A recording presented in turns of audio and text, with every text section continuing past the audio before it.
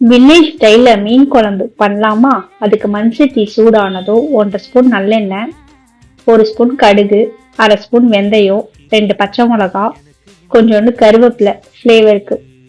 இதெல்லாம் நல்லா வதங்கினதுக்கு அப்புறம் இடிச்சு வச்சிருக்க சின்ன வெங்காயம், வெங்காயம் ஓரளவு வதங்கினதுக்கு அப்புறம் பூண்டு, பூண்டு ஓரளவு வதங்கினதுக்கு அப்புறம் பழுப்பு 2 தக்காளி, தக்காளி வெங்காயம் வதங்கினதுக்கு அப்புறம் தேவையான அளவு உப்பு, 1 ஸ்பூன் தனியாத்தூள், 1 ஸ்பூன் குழம்பு மிளகாத்தூள்.